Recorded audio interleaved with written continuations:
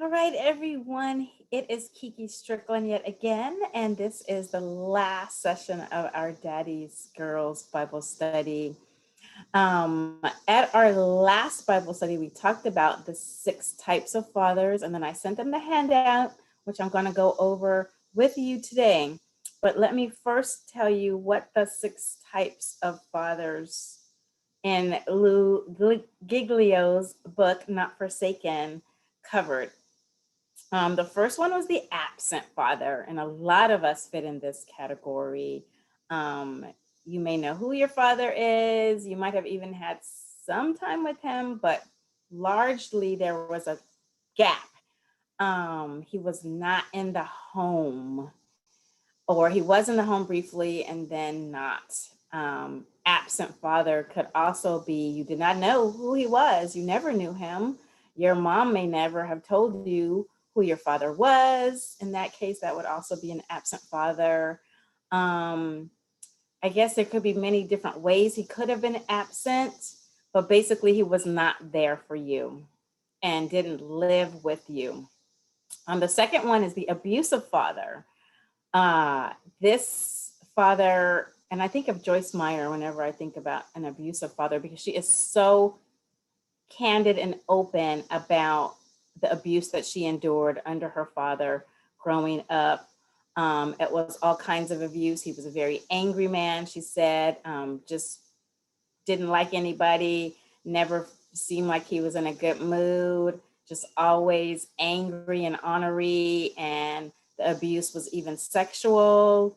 Unfortunately, there are a lot of ladies who were abused growing up. It's not always the dad, but in this case, we're talking about abuse from the father, be it physical, mental, emotional, or sexual. The third type of father was the antagonistic. So it's not quite the abusive father, although it could kind of cross over in some areas emotionally, because the antagonistic father doesn't seem to be for you. He kind of seems to be against you. Um, he might be pointing out your flaws. He might not really have anything good to say about you. He's just kind of antagonistic. And I haven't seen that in a father-daughter relationship. I have seen that in a father-son relationship where it seemed like the son and the father really butt heads a lot and their relationship just wasn't good. They kind of had anger towards one another, didn't see eye to eye, and just didn't seem to have a camaraderie there, just, seemed to be at odds with one another.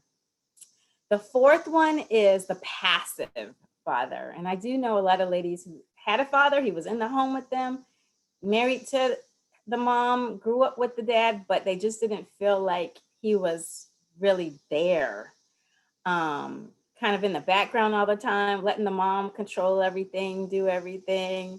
So he was there in the home, which is great, but there was still a lack there because you didn't feel like he was really supportive or he was there to help you. He's just kind of there, not helpful.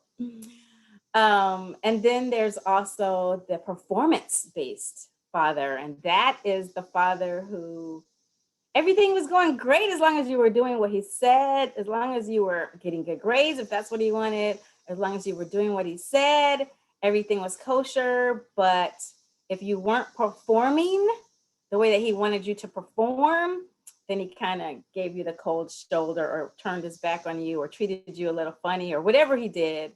I guess there could be different ways that he let you know that he wasn't happy. But the performance based father, things only seem to be working when you are actually doing exactly what he wants. So your love is conditional as far as he's concerned. So you're not loved by him unless you're perfect and you're doing everything right. And then the last one is the one that we all wish we had, and some of you did, and that's the empowering father, the one who was there for you, the one who showed you unconditional love, basically the one who truly represented the Lord on this earth as a dad to you. So kudos to you if you actually had that type of father. In our Bible study, we actually do have one lady who actually had the empowering dad. So that's great. They do exist. And now I want to share with you the scriptures that combat if you had one of the negative fathers. Here are some of the scriptures that you can meditate on. Let me share my screen.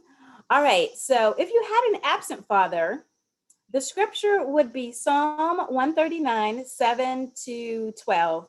And that talks about how God is omnipresent and he's always with you. So the absent father wasn't there for you, but God is omnipresent. He is always with you. Psalms 139, 7 through 12. The abusive father, the one who hurt you in some way, the scripture reference that you can meditate on for that one is Genesis 16, 13 through 14. That talks about God is the father who sees me. So he doesn't hurt you, but he is there. He sees you in all of your situations. So that's the one that Lou Giglio of Not Forsaken used for that. The passive dad who was present in your life, but not really engaged in it. Number 3, that would be Jeremiah 29:11. My father is a banner over me and has plans for me. So instead of being passive and not really showing much care or attention, the Lord has plans for you, Jehovah Nissi. For the performance-based, where you must meet certain conditions to receive his love, the scripture that you can use to combat that is Psalms 91, verse 1 through 2 and verse 14, which talks about God being El Shaddai. The Father is all sufficient, all bountiful, and your refuge.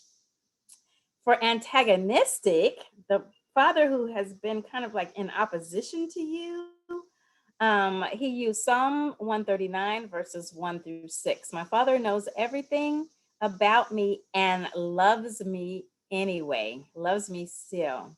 Again, that's Psalms 139, verses 1 through 6. And then for the empowering God, if you had him, you can still meditate on Psalm 139, 13 through 16. My father is all powerful, and nothing is too hard for him. The omnipotent God. So those are the scriptures used in Not Forsaken by Lou Giglio. And I hope this has been helpful. I hope you have enjoyed Daddy's Girls, the Bible study that we had here in Friendship Mixers. Stay tuned because we are going to be doing it again in the near future with another set of ladies. And we also will have another Bible study coming with a different topic. So check us out, friendshipmixers.com. You can also email me at hello@friendshipmixers.com. Thank you and God bless you. See you soon.